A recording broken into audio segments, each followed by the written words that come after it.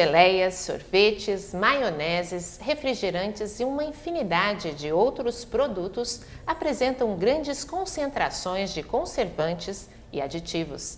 Esses ingredientes são utilizados para conservar os alimentos. O uso desses aditivos trazem danos à saúde? Para explicar melhor sobre os alimentos industrializados, estamos recebendo a engenheira de alimentos, Carla Ricci. Obrigada pela sua presença, Carla. Obrigada, Fátima. Obrigada pelo convite. Ok, vamos entender um pouco a sua profissão. O que é uma engenheira de alimentos? Bom, o engenheiro de alimentos, ele é um profissional, como qualquer outro engenheiro, né? É um ramo da engenharia, né? Que ele atua no desenvolvimento, na fabricação, no trabalho para conservação e o melhor tipo de transporte de alimentos industrializados. Essa profissão é nova? É relativamente nova. A engenharia de alimentos, ela existe no Brasil há aproximadamente 50 anos. Engenheiro de alimentos, nutricionista, qual a diferença? Tem uma diferença bastante grande e é comum as pessoas confundirem, né, esses dois profissionais. O engenheiro de alimentos, ele é um profissional da área exata, né? Ele é um engenheiro e ele trabalha na formulação e na produção do alimento. Sim. Já o nutricionista, ele é um profissional da área da saúde, né? E a função dele, basicamente, é estudar, né, a composição dos alimentos para formular a melhor dieta possível para o ser humano. Mas o engenheiro também tem essa noção de nutrição também, ou não? Bastante básica. Nós estudamos a composição dos alimentos, mas para que esse alimento não tenha nenhuma alteração durante o processo industrial. Não a composição do alimento fisiológico. Que ele se mantenha saudável e bom para consumo. Isso. Até chegar ao consumidor final. E onde atua esse profissional? Olha, o campo é bastante amplo. Na maioria das vezes, o profissional, o engenheiro de alimentos, ele atua na indústria alimentícia. Dentro da indústria alimentícia, há várias áreas que ele pode atuar. Desde o desenvolvimento de novos produtos, desenvolvimento de novas embalagens, na área de controle de qualidade, na coordenação da linha de produção, até na área de vendas e marketing relacionado à indústria alimentícia, ele pode atuar. E também existe engenheiro de alimentos atuando em órgãos públicos, por exemplo, na Anvisa, na vigilância sanitária, e também na área de pesquisa em áreas acadêmicas, em universidades. Por exemplo, as grandes indústrias têm engenheiros de alimentos? Sim, a maioria das indústrias tem engenheiros de alimentos como responsáveis técnicos. Bom, a gente começou o programa falando desses esses ingredientes que são colocados nos alimentos, se eles causam danos à saúde. Queria que você me respondesse, então, essa pergunta. Existe todo um estudo antes de você colocar um produto no mercado, para você compor a lista de ingredientes do produto, existe uma série de legislações, né, que você deve seguir. Então, por exemplo, um corante que é utilizado para fazer o suco de laranja amarelinho, né? Existe uma legislação, primeiramente, esse corante ele tem que ser um ingrediente certificado pela Anvisa. E existe uma legislação que diz os níveis mínimos e máximos permitidos para utilizar em determinado produto. Então, existe uma legislação somente para corantes utilizados em bebidas, por exemplo. Né? O que se fala muito assim, que o corante não é um produto natural. Sim. Mas do que é feito esse corante? Existem no mercado corantes naturais e artificiais, né? A Anvisa soltou recentemente uma norma, né, para que existe um prazo até 2012 que as indústrias de alimentos elas tenham que adequar os seus produtos para a utilização de corantes naturais. Então, os corantes artificiais provavelmente serão retirados do mercado. Sim. Né? Quer dizer, há uma São compostos preocupação químicos, com isso, né? Os corantes artificiais é uma formulação de compostos químicos. Né? Por exemplo, no refrigerante, que é o que a maioria das pessoas tomam, que tipo de corante tem ali? É esse artificial? Por exemplo, Existe um corante caramelo, que a gente chama de corante caramelo nos refrigerantes à base de cola, né? Que dá aquela cor mais escura. E ele é um corante natural. Ah, é natural. É natural. Então, esses vão permanecer. Vão permanecer. Bom, e esses outros tantos nomes, né, que a gente nem conhece, que a gente vê lá nos rótulos, né? O que eles podem trazer? Qual a função deles nos alimentos, né, nesses produtos, e o que eles podem trazer de malefício para a saúde da gente? É uma lista grande, né? E é complicado mesmo para o consumidor entender, né? Porque são nomes até mesmo muito técnicos, né? E a maioria deles, eles beneficiam o produto para ter uma vida de prateleira maior, né? Então, por exemplo, como eu citei, né, os corantes são utilizados para conferir cor ao produto. Os aromatizantes, eles são utilizados para conferir sabor e odor do produto, característico, né? Então, você compra uma mistura de bolo de chocolate. Depois do bolo pronto, você quer sentir o cheirinho de chocolate, né? Então, com certeza, ele foi utilizado um aromatizante à base de chocolate, né? Então, existem os conservantes, que são substâncias que fazem com que o produto possa ficar mais tempo na prateleira, né? Os estabilizantes, eles fazem com que o produto tenha uma uniformidade em todos os lotes, né? Você compra um biscoito recheado, por exemplo, ele sempre está igualzinho. Existe um estabilizante ali que faz com que ele não, independente da temperatura que ele for armazenado, ele não derreta aquele chocolate que está no meio do biscoito, né? E por aí afora. Quer dizer, há um estudo prévio para que esse tipo de aditivo, vamos dizer assim, que é colocado, não faça mal à saúde. Com certeza. Quanto tempo isso é pesquisado? Tem um tempo assim específico? Sim. Hoje, os ingredientes que estão liberados pela Anvisa foi passado por estudos rigorosíssimos, né? As grandes universidades trabalham em conjunto com o governo para fazer a liberação desses produtos. É até engraçado que a legislação no Brasil, pode parecer que não, mas é bastante rigorosa. Existem ingredientes que já são liberados para utilização nos Estados Unidos, na Europa, e o Brasil ainda não liberou, né? Os Estados Unidos ele tem um órgão que é bastante rígido, que chama FDA, né? Que é a Anvisa dos Estados Unidos. Existem ingredientes que Quer dizer, são comercializados lá e ainda o Brasil não liberou porque os estudos não foram concluídos. Então, quer dizer que é um trabalho sério. É um trabalho sério. Pela Anvisa. Estamos tendo bem cuidado. Estamos. Bom, ela vai cuidar desses alimentos que vão entrar no mercado. Quer dizer, para entrar no mercado tem que passar pela Anvisa. Pela Anvisa e pelo Ministério da Saúde e Ministério de Agricultura. Quem faz a fiscalização, assim, por exemplo, dentro das indústrias? Qual que é o órgão? Por exemplo, se for uma indústria de produtos de origem animal, por exemplo, um laticínio, um frigorífico, existe o Serviço de Inspeção Federal, né, que é o CIF. Então, toda indústria de origem animal tem um fiscal do CIF que trabalha ali para estar fiscalizando. Os outros produtos, a própria Anvisa, de vez em quando ela vai ao mercado, retira alguns lotes de produto e faz a análise. O Inmetro também é responsável por essas análises. Bom, a gente imagina assim que a indústria ela visa o lucro, né? O industrial ele quer ganhar dinheiro e esse tipo de cuidado deve custar caro. Sim. Manter. E como que é essa balança na realidade?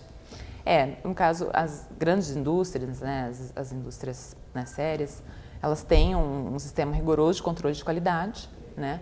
Esse sistema de controle de qualidade é bastante complexo, porque todo lote ele é analisado e ele passa por uma série de análises, tanto sensorial quanto análises químicas e microbiológicas. Quer dizer, dentro da própria indústria há um setor que vai analisar todo o produto que sai para o mercado. Ele não pode ser liberado para comercialização se ele não estiver com todos os requisitos legais, ok. Né? Por exemplo, o consumidor, o que ele deve olhar quando ele vai comprar um produto? Essa pergunta é bastante importante. Porque, geralmente, eu vou bastante no supermercado, eu observo bastante.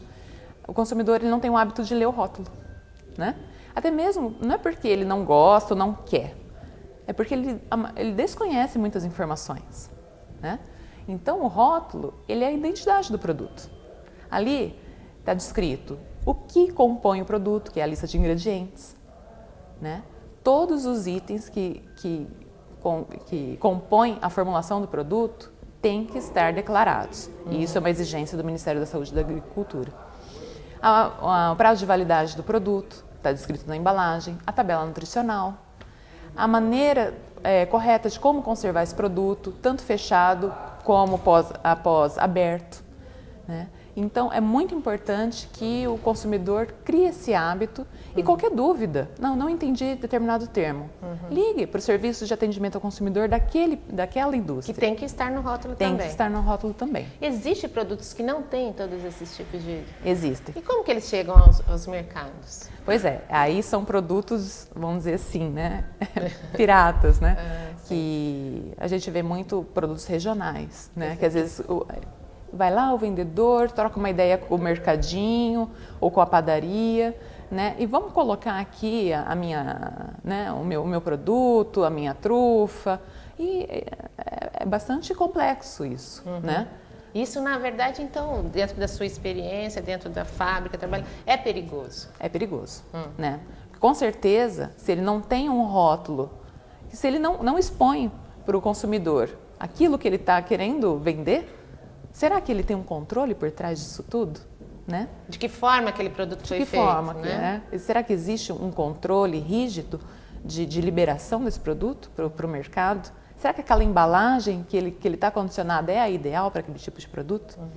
Então, tem que tomar bastante cuidado. Às vezes a gente paga um pouquinho mais caro, mas a gente sabe que a gente está levando um produto 100% seguro para casa. Bom, e que tipos de inconveniente pode acontecer de um produto desse, por exemplo, que não foi adequadamente colocado numa embalagem adequada, que não seguiu corretamente todos esses cuidados? Eu queria que você me respondesse depois do intervalo, tá? A gente vai dar uma paradinha e volta já já.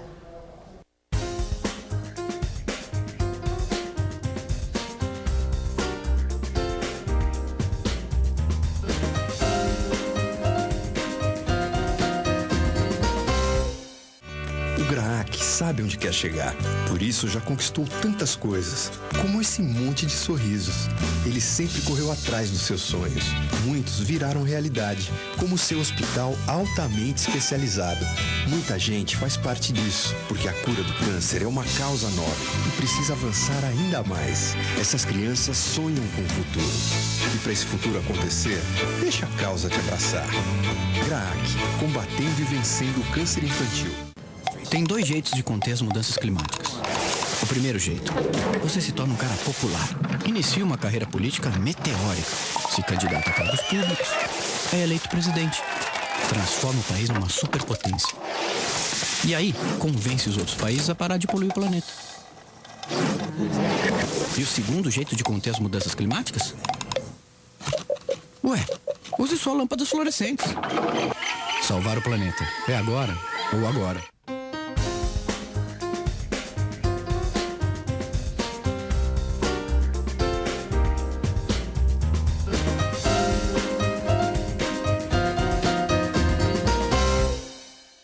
Hoje no programa Cidadania em Pauta, o assunto é alimentos industrializados e a nossa convidada é a engenheira de alimentos, Carla Risse.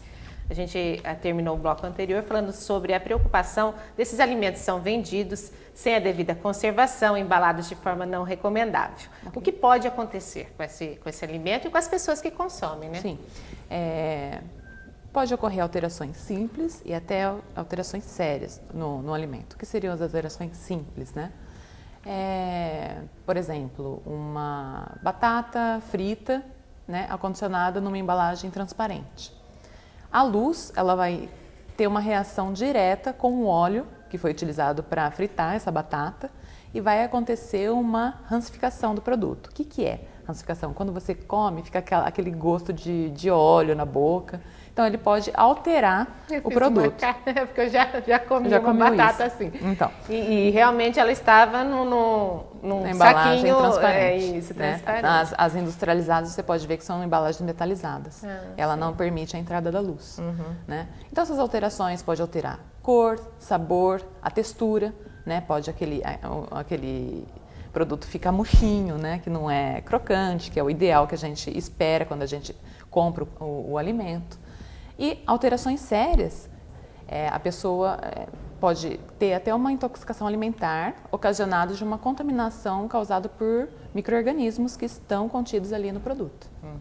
Bom, uma outra questão assim, que eu acho que a maioria das pessoas tem preocupação é com os adoçantes, né? Se fala muito sobre os adoçantes, que eles são prejudiciais. E aí, o que é verdade e o que é mentira disso? Existem muitos mitos, muitas verdades, né, sobre a utilização principalmente do ciclamato, né? Foram feitos muitos estudos analisando só a utilização do ciclamato com outros adoçantes, por exemplo, o aspartame, né, que são utilizados geralmente em refrigerantes, né? E se concluiu o quê? Né? A Organização Mundial da Saúde, ela coloca que a utilização desses edulcorantes, que é um termo técnico que também pode ser conhecido como adoçantes, que esses adoçantes... Edulcorantes. Então, quando você lê lá, edulcorantes é a mesma coisa que adoçante.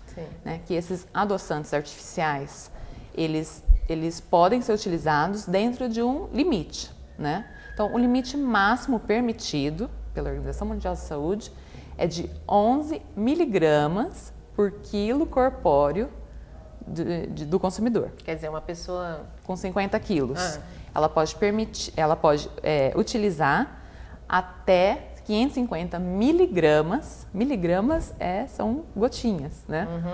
De adoçantes por toda a vida, sem correr nenhum risco. 550 diariamente. Diariamente. Isso significa quantas gotinhas, mais ou menos? Uma gota ela deve ter umas 2 miligramas. Então né? É muita gota por dia. É muito por dia, né? Então, pode ficar tranquilo. E outra, depois que saiu essa legislação aí, contendo esse limite máximo, né, permitido, todos os produtos que estão no mercado passaram por análises.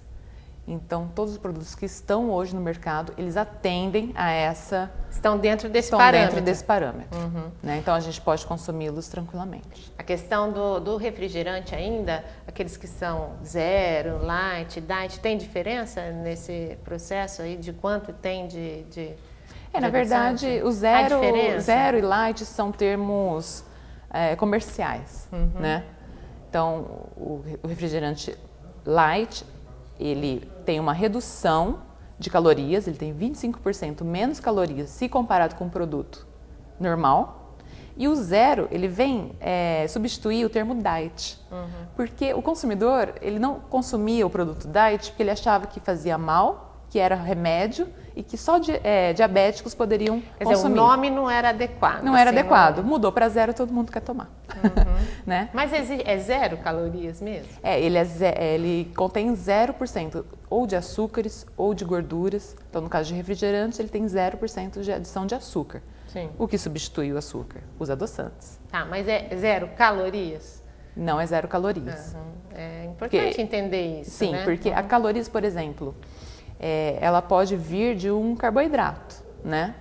Que não é um açúcar, né?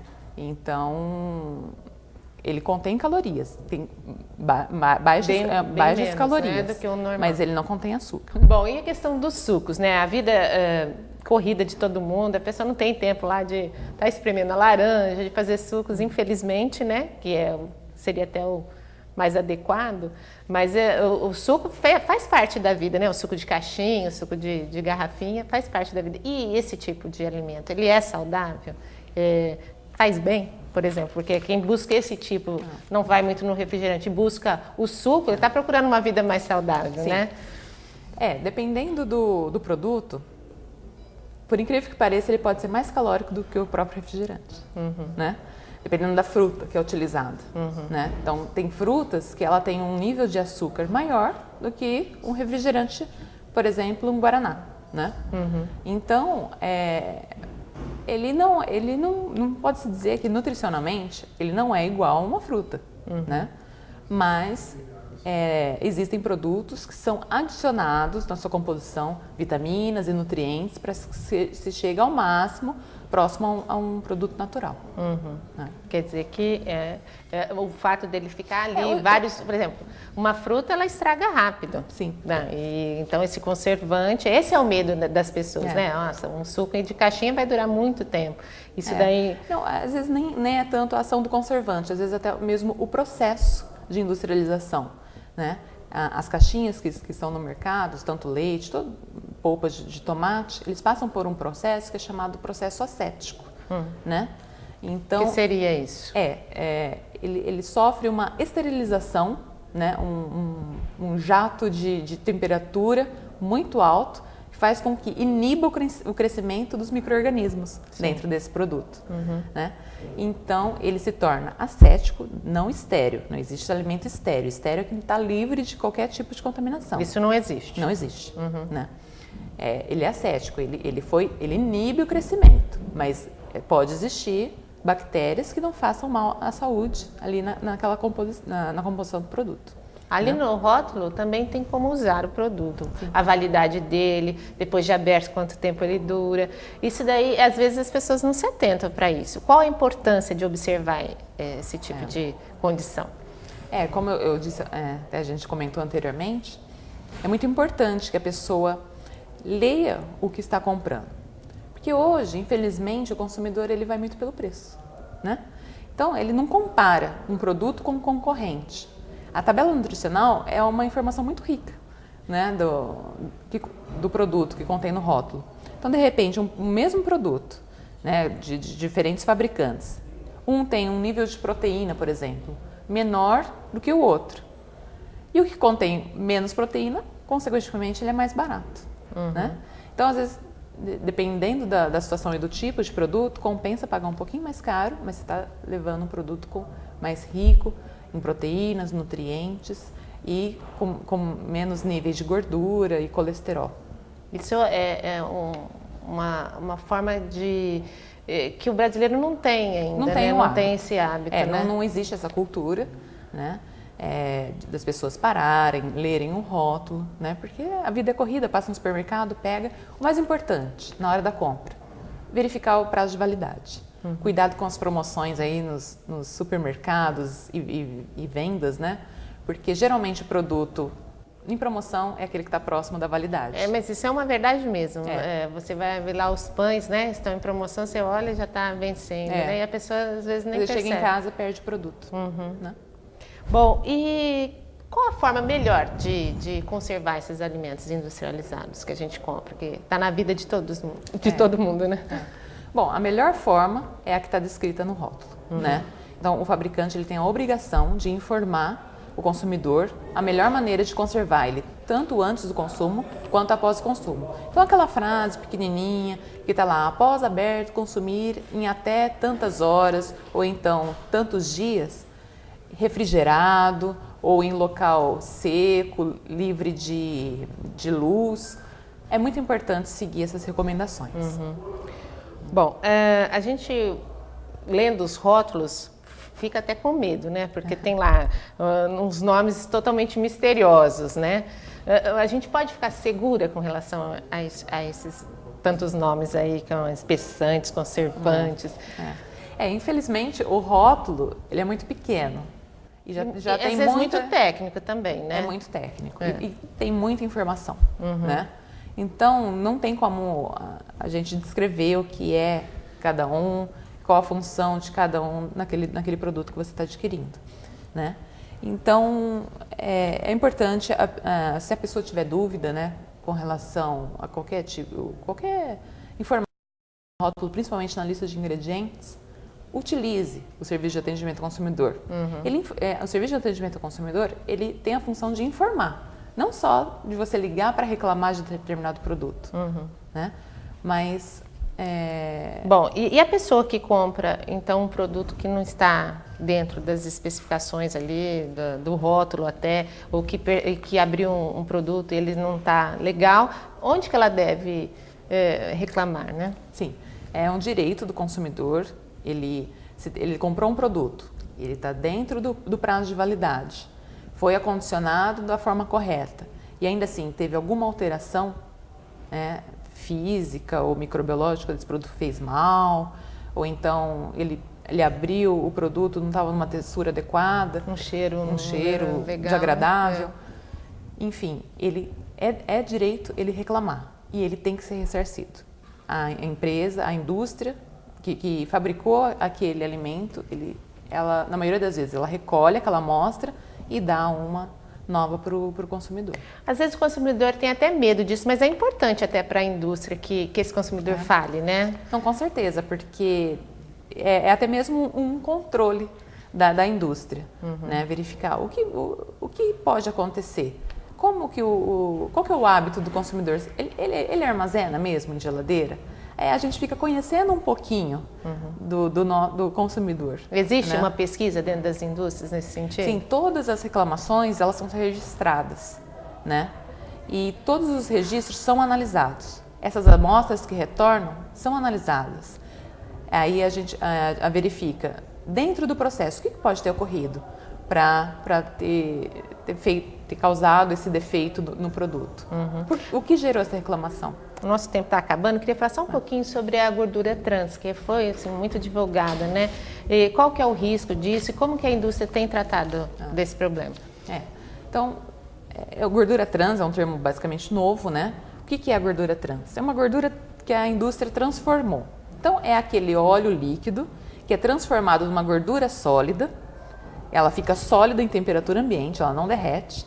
E ela é utilizada em alguns alimentos que faz com que melhore a textura, Seria né? E a mais vida as prateleira. bolachas, assim, né? Biscoitos, sorvetes, as próprias margarinas, né? A margarina pode ficar um tempinho fora da geladeira que ela não derrete, Sim. né?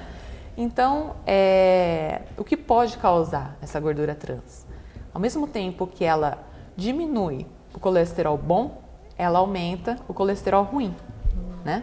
Então, a indústria ela está tendo que adequar todos os produtos para que eles tenham zero de gordura trans e informe isso. Se conter gordura trans, ela tem que estar bem claro. Informado na tabela nutricional, e se não tiver, o produto geralmente vem com aquela frase, né? Livre de zero gordura trans. A gente pode acreditar nessa frase? Pode acreditar. E tem que ficar longe dessa gordura. Tem que ficar longe da gordura trans. Bom, esse é o recado. Qual seria o principal recado que a gente leva aqui para quem está nos assistindo? Que é olhar mesmo o rótulo, é isso? É isso. Sempre comprar de um fabricante conhecido, né? Que você possa conhecer a procedência desse produto, né? E lembre que quando você olhar numa gôndola do supermercado, tem um engenheiro de alimentos ali por trás. A gente estuda bastante e a gente fabrica com muito cuidado e muito carinho para que o consumidor tenha certeza que está comprando um produto 100% seguro. Eu queria agradecer a sua presença, foi Obrigada. muito bom. Eu agradeço também a sua audiência e espero você no próximo programa. Até lá!